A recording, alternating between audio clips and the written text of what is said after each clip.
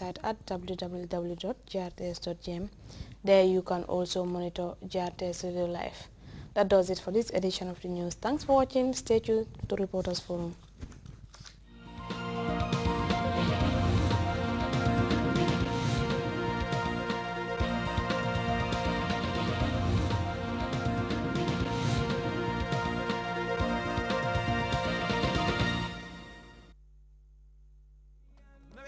Association ñu gën leen xamee ci NASA defati nañ ko fas yéene leen indil Assane Ndiaye elangewe gi bonda Assane Ndiaye ak album bu bees kon Gambia pare leen xam ngeen Assane Ndiaye bari fem Assane Ndiaye ci at bu bees ak lu bees taxawaay Assane Ndiaye fas yéene àndandoo ay ndaanaana Jaliba Kouyaté la kumare bonda Modou Karagé wi di Golden Voice Rugi bari fem ñu ne deetawaay fas yéene àndandoo ay grand comédiens from Dakar Sénégal Serigne Ngagne reeba tas lay doon Baby Aïcha reeba tëb gaañi man Assane Ndiaye seen Assane Ndiaye ñëwaat naa parce que am ak yéen ñetti guddi on the 27, 28, 29 of January. Friday 27 January 2012 gala dina lay doon te Sénégambia tickets $1,000 Saturday 28 January 2012 dance te Teranga Beach ticket ñu fas yéene laaj rek $300 Assane Ndiaye ne faw ñu tàggatoo Assane Ndiaye mu ne daal ci at bu bees li ma leen indil beneen affaire lay doon Sunday 29 January 2012 big show ci Dream Park xale yi ñu leen laaj $100 mag ñi nag $200 tekkalo Assane Ndiaye kon jaanji mbir mango Assane Ndiaye ci Gambia dafay neex.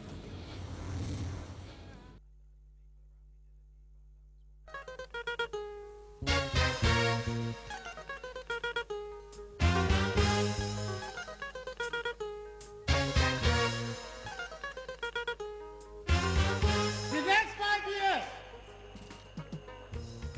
are going to be 5 years of hard work, taking into consideration the fact that the world has changed.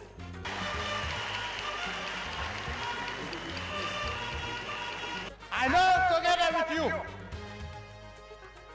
we will be able to make this country, small as it is, this very tiny smiling coast of Africa, an economic superpower that will stand shoulder to shoulder with the world's major economic powers.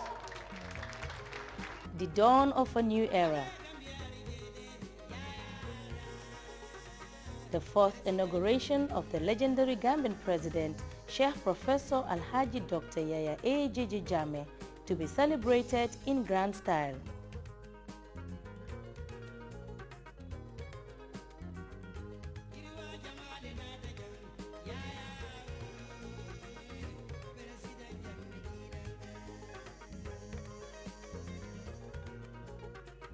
Be part of this historic and memorable occasion on Thursday, January 19, 2012, at the Independence Stadium in Bakau, where thousands of Gambians and foreign dignitaries will converge.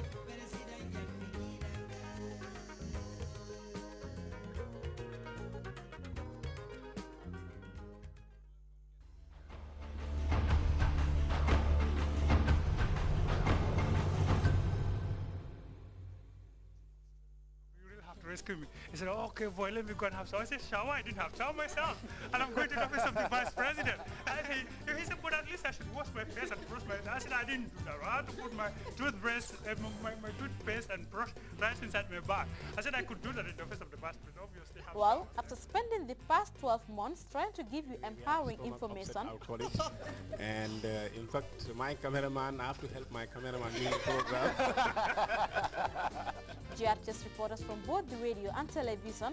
It actually happened where we used to have our lessons, like the Mass Bureau. Exactly, the Mass Bureau.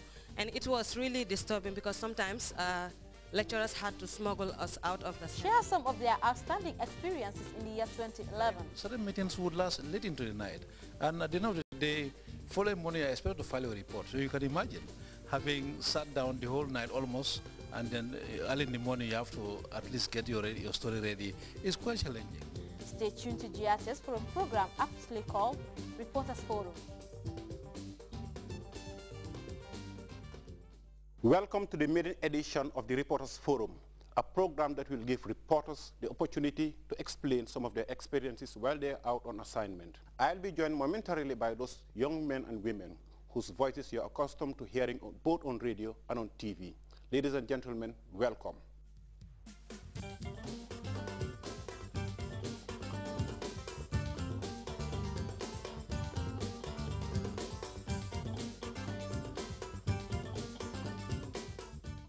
Ladies and gentlemen, welcome once again. And I begin by asking Famara Fofana, who was like in the US during the course of 2011 to cover that high-profile meeting. And I believe he went with a high-profile or high-powered delegation led by Her Excellency the Vice President. Famara, can you kindly recount your experiences? Thank you very much, Francis, for that question. And thank you very much, our beautiful viewers out there. Let me say it was a very exciting and momentous event for me as far as my career, which is a fledgling one, is concerned. Actually, I was very honored in the first place to be sent by Grts to cover what was a very high-profile event. As you all know, it was the 66th Ordinary General Assembly of the United Nations, which attracted the participation of world leaders from virtually all corners of the globe, as well as journalists from every part of the world. You know, that made it more challenging for someone like me for the first time to be out there to bring out something for the Gambian populace, and also to make sure that I bring out the story there, and also how the Gambian delegation fared. I think that was the most important focus of my trip.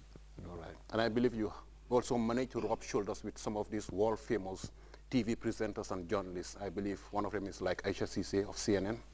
Yeah, that was correct. I was opportune enough to meet the likes of Aisha Cisse, whom I was, privileged to have some chat with a few minutes to. As you know, an event like this that keeps everybody on their toes. It wasn't a long one as I would have desired, but I think it is also an opportunity to meet people whom we've been seeing their faces as synonymous with the big screens in the world, CNN and others. I think that was a very important thing. But one thing I was much impressed with was the Gambia's position in that very important meeting. The Vice President, who delivered a speech on behalf of the President, shared with world leaders and the world at large what the Gambia has done in the past few years in bringing negotiated solutions to peace that we are dogging our sub-region and the world at large. We all live in testimonies to what the Gambia has done. Some of us are young, but we had the exploits of the Gambian contingent in Liberia and other countries, Guinea-Bissau. The President has championed a lot of negotiations in bringing lasting solutions to countries that are affected. So that was the main thrust of the Vice President's address, which was a very long one, definitely. I don't mean to interrupt, but I believe something also very important also did happen down there in New York, and I believe it is like in the annals of history. The Gambia, out of at least close to 200 countries that are members of the United Nations, kind of bagged this prestigious award, which I believe we're still celebrating, because I understand the award itself was formally presented to the President recently. Let me start with the MDG, the attainment of education for all, the strides being made by a small Gambia to ensure that parity exists between men and women in the education sector. That was the first important thing that first happened. The Gambia was used as a template, before the whole world, to see how the country, small as it is trying to ensure that both boys and girls have equal access to an education system that is also accessible and affordable. I think that was a big plus on the part of the Gambia. Okay, coming to the Forestry Award, it was in recognition of the Gambia's forestry policy.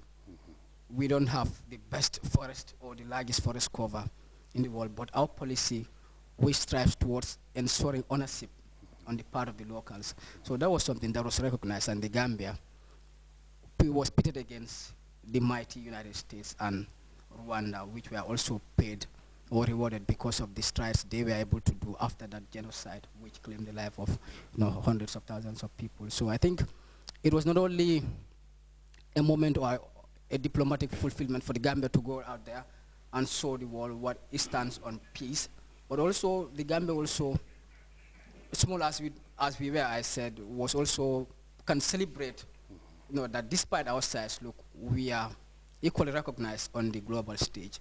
So I think that was something we had cause to celebrate, definitely. Right. Chara is also sitting down there at the far end, and I believe she was also in Egypt when these, seemingly unending demonstrations were going on. Chara, was your program affected in